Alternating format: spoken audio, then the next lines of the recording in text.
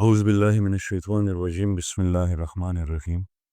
اگر تم سے کوئی پوچھے بتاؤ زندگی کیا ہے، ہتھیلی پر ذرا سی خاک رکھنا اور اڑا دینا۔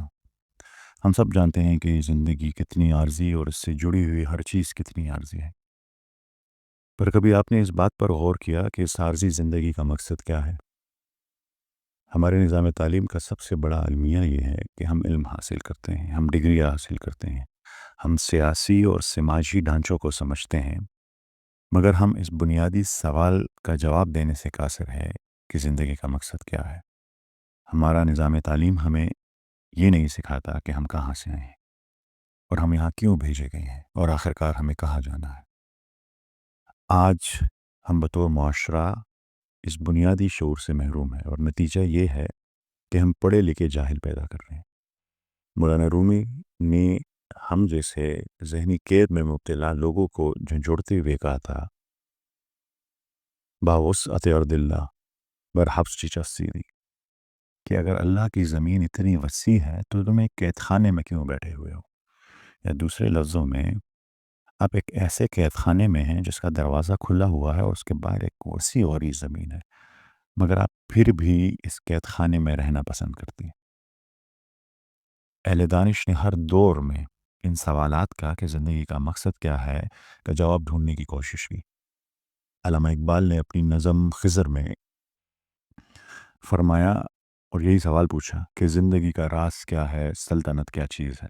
غنی خان بابا نے بھی اسی سوال کی تلاش میں مذہب اور فلسفے کو سمجھنے کی کوشش کی اور کہا، ڈر پیران میں ٹنگولی مذہبنا لٹولی چرتا ٹکے رنا نشتا بس کے سو پسی کسا موٹی خاورے نہ جوڑ شوے موٹی خاورے بجوڑے گم زدے ولی جوڑا ولم ساجت ہو ددیسا۔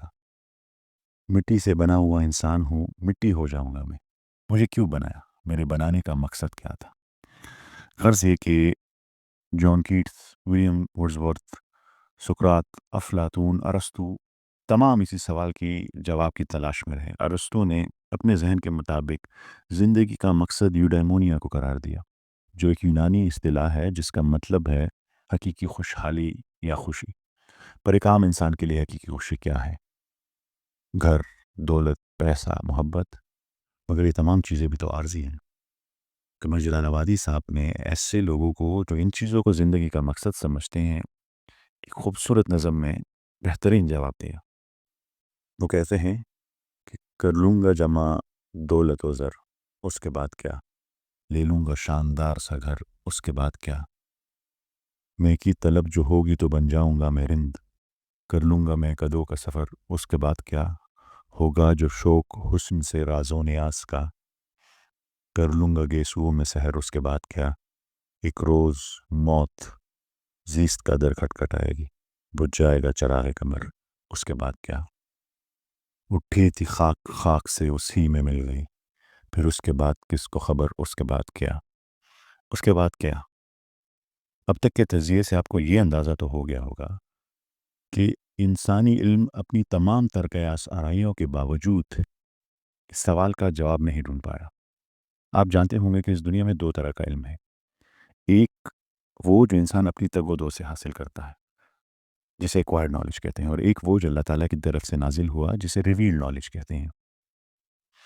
اب جب کسی سوال کا جواب آپ کو ایکوائرڈ نالج میں نہ ملے تو آپ ریویلڈ نالج کا رخ کرتے ہیں۔ تو آیا کبھی اللہ تعالیٰ سے کسی نے پوچھا کہ انسان کو کیوں بنایا؟ یہ سیریز جو ہم نے شروع کی ہے یہ غور و فکر کے نام سے ہے، اور یہ آج اس کی پہلی کڑی تھی۔ دوسری کڑی میں جب ہم ملیں گے تو ہم اس سوال کو ریویل نالج میں تلاش کریں گے کہ زندگی کا مقصد کیا ہے۔ اب سب سے یہ گزارش ہے کہ اس سفر میں ہمارے ساتھی بنیں تاکہ ہم ان بنیادی سوالات کو، زندگی کے مقصد کو سمجھ سکیں اور یہ پیغام دوسروں تک بھی پہنچائیں۔ تب تک کے لیے میں آپ سے اجازت چاہوں گا، ملیں گے اگلی قسط میں۔ اللہ حافظ۔